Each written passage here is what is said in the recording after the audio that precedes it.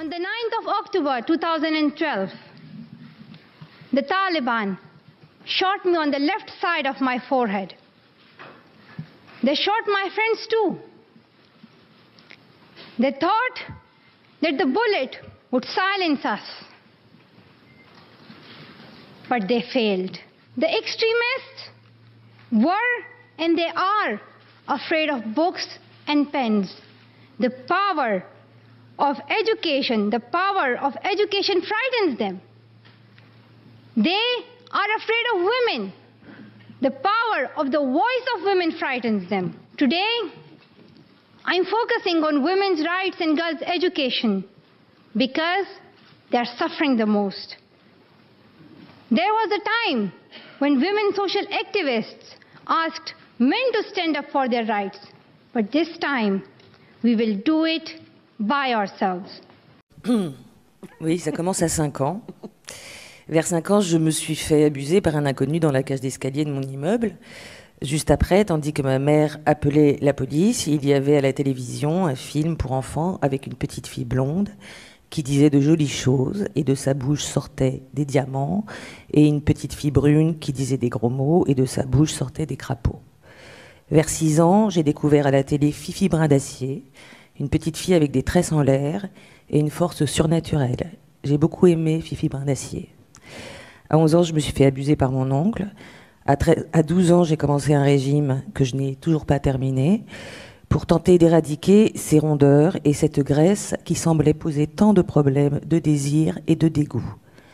Vers 13 ans, j'ai vu des films avec Marilyn Monroe et j'ai chanté devant le miroir, la bouche en chœur, comme elle, tous ses succès. Vers 16 ans, au cours de théâtre où j'étais inscrite, je me suis rendu compte que pour 10 rôles d'hommes, il y en avait 2 ou 3 de femmes, et qui offraient peu de possibilités d'identification, à savoir l'obligatoirement jeune et belle fille à marier, la soubrette, moins obligatoirement jeune et belle, la marâtre, qui pouvait à loisir être laide et vieille puisque périmée, impropre à la consommation. Plus tard, j'allais me rendre compte que durant ces études, beaucoup de bandes de garçons allaient se constituer et travailler ensemble, et très peu de bandes de filles. Vers 19 ans, je me suis rendu compte que je n'avais pratiquement lu que des livres écrits par des hommes et dont les héros principaux étaient des hommes. Vers 24 ans, j'ai revu des films avec Marilyn Monroe et je me suis rendu compte que j'avais voulu ressembler à une idiote. Vers 25 ans, une casting m'a dit qu'il recherchait pour un film d'auteur une actrice prête à se faire sodomiser en vrai. Vers 26 ans, j'ai commencé avec Jean-Pierre Bacri à m'écrire mes propres rôles. Vers 27 ans, j'ai vu et aimé Thelma et Louise, mais après je me suis violemment disputée avec un grand ami qui reprochait au film l'usage des armes et la violence de ses héroïnes. Vers 30 ans, quand je faisais des interviews à l'étranger, j'étais très fière de clamer qu'en France, nous étions 20% de femmes réalisatrices, bien plus que dans n'importe quel autre pays du monde. Vers 34 ans, je me suis rendu compte que cela signifiait, je suis un peu mauvaise en calcul, que 80% de films étaient réalisés par des hommes, et je me suis demandé pourquoi j'avais été si fière d'un pourcentage aussi nul. Quelle puissante acceptation de mon infériorité m'avait fait me réjouir d'un chiffre aussi minable. Vers 35 ans, j'ai cherché une actrice jeune, en surpoids, pour un film, et je me suis rendu compte qu'il y avait très peu de candidates. Comme si elle s'était auto-censurée et interdite d'elle-même de pousser la porte d'un cours de théâtre. 1 an plus tard, le film est sorti, avec l'excellente Marie-Lou Berry dans le rôle, et je me suis rendu compte qu'aucun magazine féminin ne la mettrait en couverture, comme ils aiment pourtant le faire lorsqu'une fille d'actrice célèbre accède à son premier rôle. Au mois de mai, à force d'hésiter entre 12 robes, j'ai eu envie de monter les marches du Festival de Cannes toute nue. Vers 35 ans, je me suis rendu compte que l'une des raisons pour lesquelles je trouvais les actrices de la série Soprano si épatantes était qu'elles avaient des corps normaux. Parce qu'autrement, dans tous les commissariats de police et les cabinets d'avocats, on recrute visiblement dans des agences de mannequins. Je me suis rendu compte que mes amies actrices travaillaient moins que mes amis acteurs. Vers 45 ans, je me suis rendu compte qu'il existait beaucoup plus d'écrivaines, de compositrices, de réalisatrices, de peintresses que je ne le croyais, mais qu'elles avaient été mystérieusement effacées de notre patrimoine. Je me suis rendu compte à ce moment-là aussi qu'on disait patrimoine et non matrimoine. En mars dernier, confinée avec un grand ami, je lui ai dit que j'étais un peu lasse des films d'hommes avec que des hommes. Lui ne voyait pas le problème, mais j'ai insisté et nous avons fini par voir Olivia de Jacqueline Audry, où il n'y a que des femmes. Mon grand ami s'est endormi au bout de 5 minutes.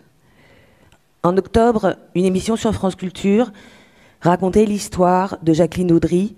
Cette émission était intitulée « La disparue du cinéma français » et montrait comment la Nouvelle Vague, entre autres, avait méprisé et banni cette réalisatrice jusqu'à nos mémoires, jusqu'à l'effacer de nos mémoires, et tant moqué le fait qu'elle tournait en pantalon.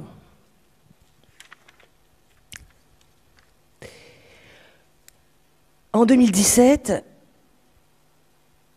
on a représenté pour la première fois correctement le clitoris dans les manuels scolaires.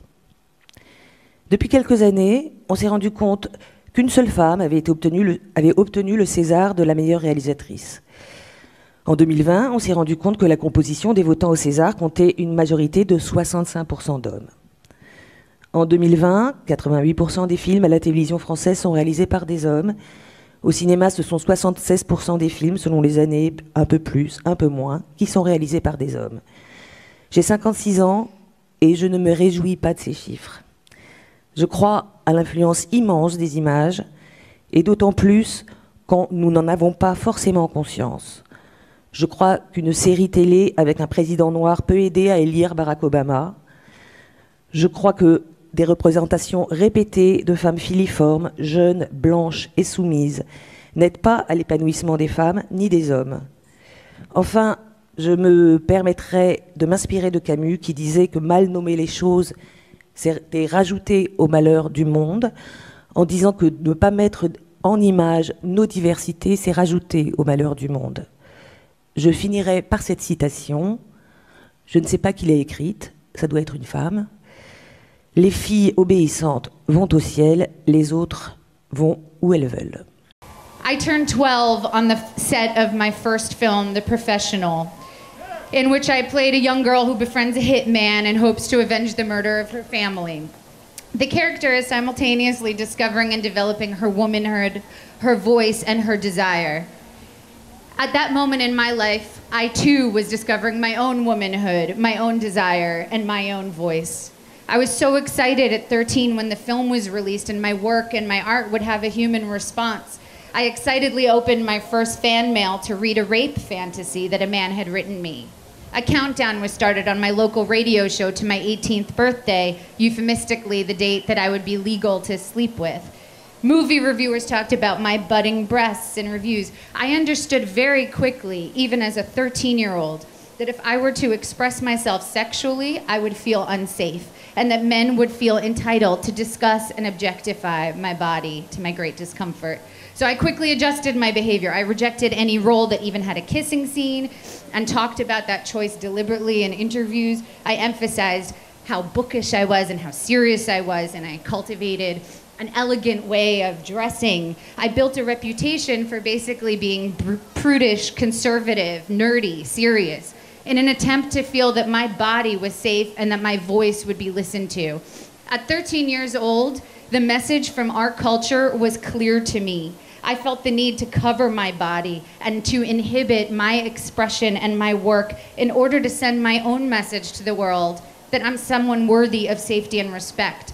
The response to my expression, from small comments about my body to more threatening, deliberate statements, served to control my behavior through an environment of sexual terrorism.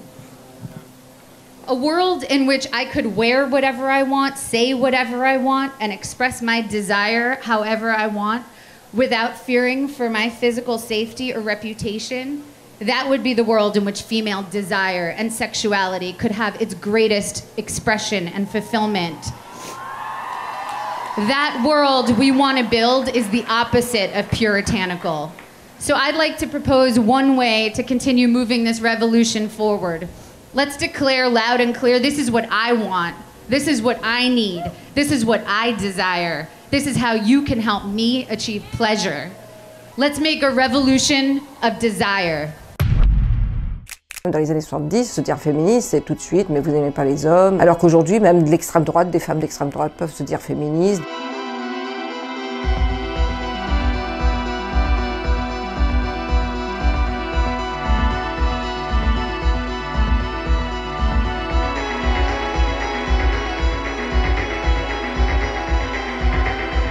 Le décolonial, c'est de voir comment la société demeure structurellement raciste, structurellement sexiste, puisque les deux vont très souvent ensemble.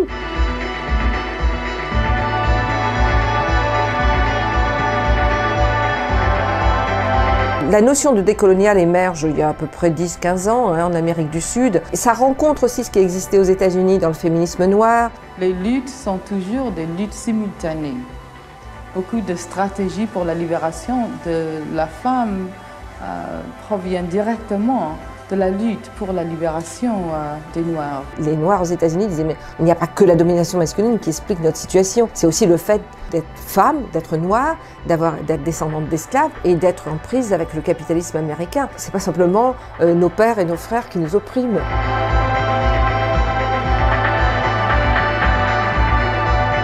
Je parle de féminisme civilisationnel parce que je trouve que ce féminisme a repris le vocabulaire de la mission civilisatrice coloniale. La France est supérieure à tous ces autres peuples parce que ces peuples ne sauraient pas finalement ce que c'est que les droits, ne sauraient pas ce que c'est que le progrès, le racisme anti-noir, l'islamophobie sont des formes de colonialité. Et le voile serait le symbole même de la soumission aux pères et aux frères. C'est-à-dire ne rien comprendre à cette question du voile, de ne pas voir que des femmes musulmanes elles-mêmes luttent à la fois contre le patriarcat dans leur communauté, mais aussi ne confondent pas cette domination avec aussi d'autres formes d'oppression. Les inégalités nord-sud, ou le racisme quand elles sont en France, ou les politiques néolibérales. Je ne veux pas dire qu'il n'y a pas de tyrans dans ces communautés, ce n'est pas ça la question. Un féminisme décolonial prend en compte tous les niveaux et tous les éléments d'une oppression. Mais ça ne veut pas dire qu'on va excuser la violence d'un homme parce qu'il serait racisé. On va écouter la manière dont des femmes racisées élaborent et développent leur lutte, elles. C'est quand même les premières concernées.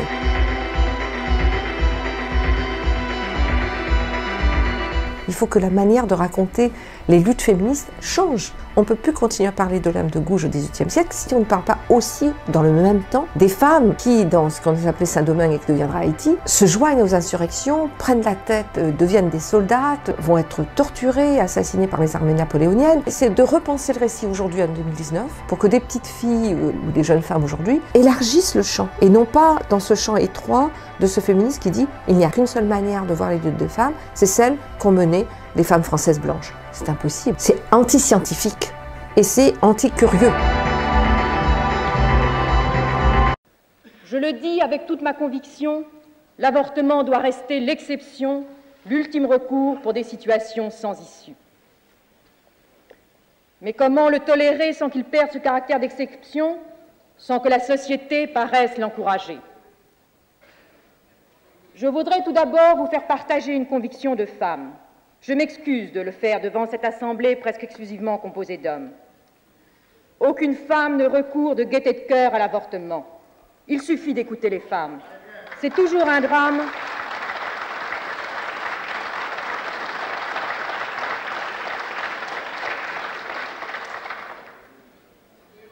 C'est toujours un drame, cela restera toujours un drame. C'est pourquoi, si le projet qui vous est présenté tient compte de la situation de fait existante, s'il admet la possibilité d'une interruption de grossesse, c'est pour la contrôler et autant que possible en dissuader la femme. Nous pensons ainsi répondre aux désirs, conscients ou inconscients, de toutes les femmes qui se trouvent dans cette situation d'angoisse, si bien décrite et analysée par certaines des personnalités de votre commission spéciale a entendu au cours de l'automne 1973. Actuellement, celles qui se trouvent dans cette situation de détresse, qui s'en préoccupe? La loi les rejette non seulement dans l'opprobre, la honte et la solitude, mais aussi dans l'anonymat et l'angoisse des poursuites. Contraintes de cacher leur état, trop souvent elles ne trouvent personne pour les écouter, les éclairer et leur apporter un appui et une protection. Parmi ceux qui combattent aujourd'hui une éventuelle modification de la loi répressive, combien sont-ils ceux qui se sont préoccupés d'aider ces femmes dans leur détresse? Combien sont-ils ceux qui, au-delà de ce qu'ils jugent comme une faute, ont su manifester aux jeunes mères célibataires la compréhension et l'appui moral dont elles avaient un si grand besoin?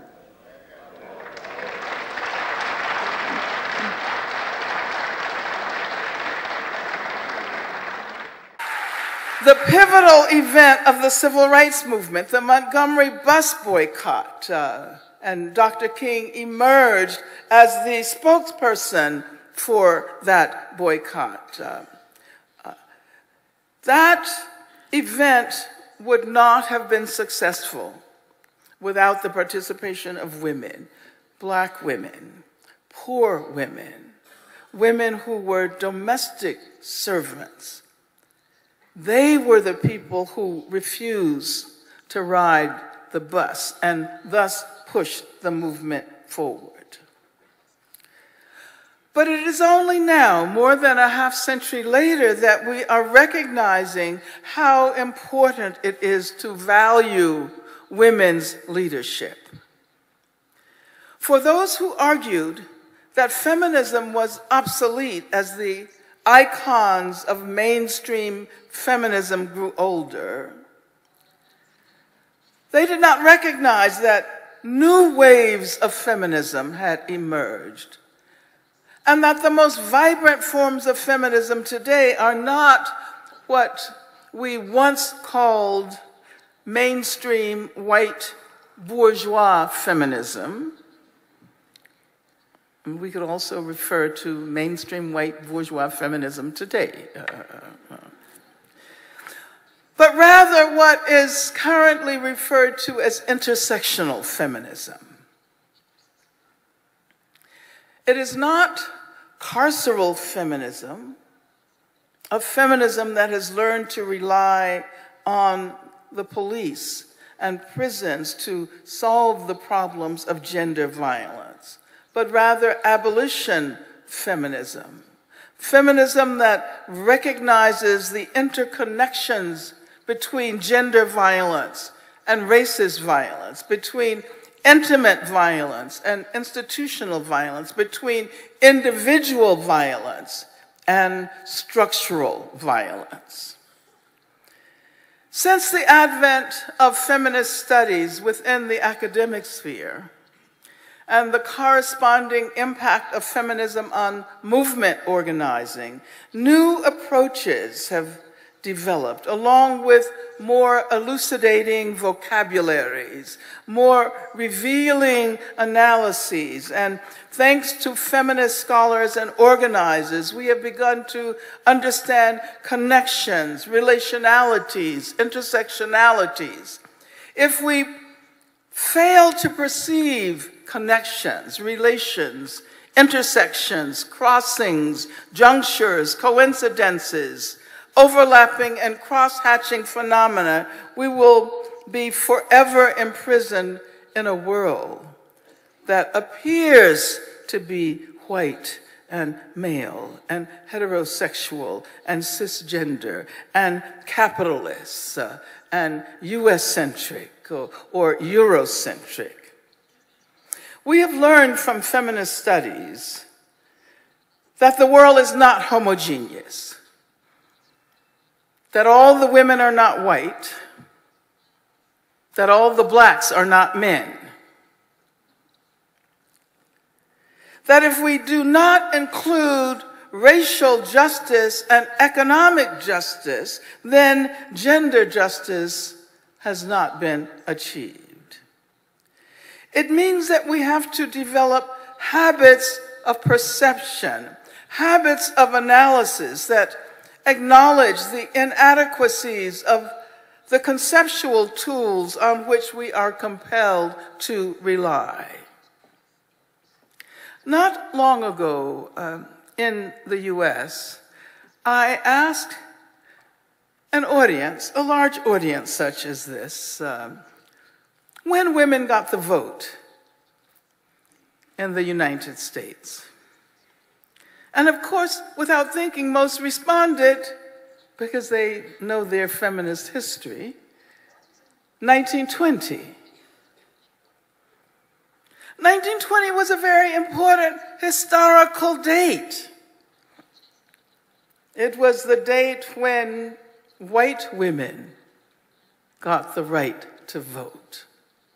The majority of black women did not get the vote until 1965 with the passage of the Voting Rights Act. One woman cannot stand in for all women, especially if that one woman is white and affluent.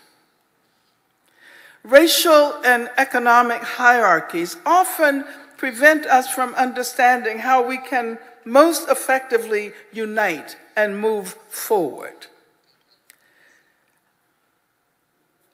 One might pose this question: if one woman moves forward but leaves everyone else behind, is this really a blow for women's equality? And I think about the U.S. Black Women's Club movement, whose slogan during the 1920s or so was "Lifting as we climb, lifting as we climb." Mère de famille, je le suis encore un peu, mais plus tellement. Mes enfants sont grands. L'aîné a 27 ans, il est marié, il a une petite fille. Alors en fait, maintenant, c'est plutôt d'être grand-mère qui m'occupe, et beaucoup. Je viens d'avoir ma petite fille pendant 3 jours, parce que mes enfants étaient en voyage, et j'ai trouvé ça très, très absorbant, surtout que j'étais en train de mettre au point les interventions sur le projet de loi sur l'avortement. Et c'était un peu difficile de faire à la fois la grand-mère et de préparer un texte. Et puis le second a 26 ans et va se marier, n'habite plus à la maison. Alors il en reste un dernier qui a 20 ans et qui est un petit peu malheureux. Il trouve que je ne m'occupe pas beaucoup de lui et j'avais des remords vis-à-vis de lui, des scrupules. Et hier, il m'a dit quelque chose qui m'a fait très plaisir. Il m'a dit, je lui disais que ça m'ennuyait de ne pas m'occuper beaucoup de lui, que je le sentais un peu isolé en ce moment. Mais il m'a dit, mais tu sais, même quand je te reproche de ne pas être là, je trouve tellement plus important ce que tu fais et je l'accepte très bien. Et ça m'a fait plaisir parce que vraiment j'avais des scrupules vis-à-vis de lui. Je le sentais un peu triste et qu'il me dise ça m'a réconfortée. Est-ce que vous êtes très féministe? Oh, féministe, qu'est-ce qu'on entend par cela? Je ne crois pas être féministe au sens de revendication des femmes, de vouloir démontrer qu'elles ont été les esclaves des hommes et qu'elles ont été très malheureuses. Je n'appréhende pas du tout le problème de cette façon, mais je crois que les femmes peuvent apporter beaucoup dans notre société. Maintenant qu'elles ont le sentiment qu'elles ont ce rôle à jouer, elles doivent pouvoir épanouir leur personnalité comme elles le souhaitent. Certaines en travaillant, en faisant de la politique, en participant à la vie sociale davantage qu'elles ne l'ont fait jusqu'à maintenant. Pour d'autres, elles conçoivent leur vie de femme avec bonheur, comme leur mère ou comme leur grand-mère l'ont joué. Et si c'est ça l'accomplissement de leur personnalité, c'est ça qui est important. Bien sûr. Pour moi, être afroféministe, ça veut dire avoir une intention et ça veut dire lutter dans l'objectif de l'émancipation de toutes les femmes noires et afrodescendantes, où qu'elles soient. C'est un besoin particulièrement en France parce qu'en France, les questions raciales sont souvent mises sur le côté au profit des questions de classe ou des questions de genre. Or, la question des femmes noires et des femmes afrodescendantes est particulièrement invisibilisée en France, du fait de l'histoire coloniale notamment. Ce que disait Maboula Soumaoro, qui est une historienne et une civilisationniste, je crois qu'on dit, à propos des questions noires en France, c'est que c'est toujours une nouveauté. À chaque fois qu'on reparle des questions noires, tout le monde agit comme si c'était nouveau. Ouais, super! Il y a des Noirs en France, ça fait longtemps, et il est peut-être temps qu'on commence à se pencher sur cette question-là. Donc après, je pense que chacune et chacun a son afroféminisme à soi, et on l'exprime de plein de manières différentes, où qu'on soit dans la société. Si on travaille dans l'éducation, si on travaille dans la santé, c'est des questions qui sont à traiter de manière intersectionnelle dans l'afroféminisme. C'est-à-dire que quand on va être une femme issue de l'immigration des quartiers populaires, on va avoir souvent moins accès aux services de santé ou avoir accès à des services publics qui ne sont pas forcément adaptés. Dans la catégorie femmes, il y a plein d'autres dynamiques qui sont à l'œuvre, notamment des dynamiques de race, des dynamiques de classe, plein de types de dynamiques, en fait. Et le fait de vouloir absolument universaliser tout, ça rend invisible justement tout ce dont je parlais avant. Et au final, quand on voit par exemple le féminisme occidental, notamment les suffragettes aux États-Unis ou même en France, c'est beaucoup de ces choses-là qui ont été bâties sur le dos d'autres femmes en fait.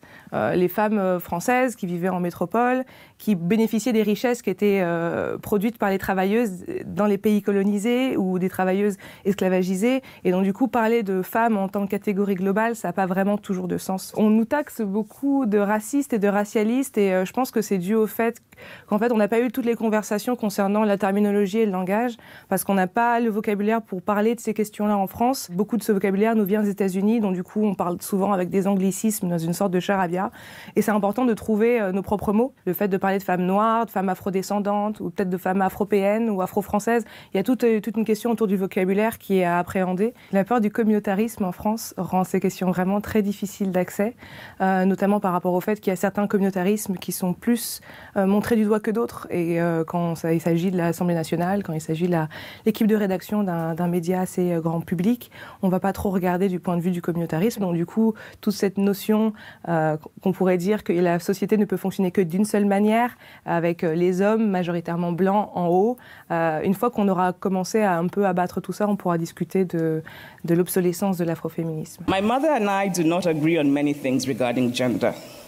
There are certain things my mother believes a person should do for the simple reason that the said person is a woman, such as occasionally nod and smile, even when smiling is the last thing you want to do, such as strategically giving to certain arguments, especially when arguing with a non-female, such as get married and have children.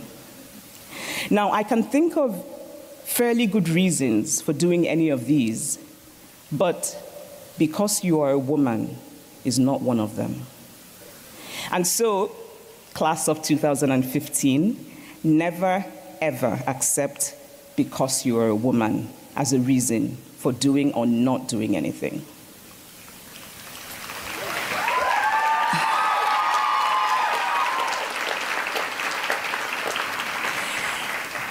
And finally, I would like to end with a final note on the most important thing in the world, love. Now, girls are often raised to see love as only given. Women are praised for their love when that love is an act of giving. But to love is to give and to take. Please love by giving and taking. Give and be given. If you're only giving and not taking, you'll know. You'll know from that small and true voice inside you that we females are so often socialized to silence. Don't silence that voice. Dare to take.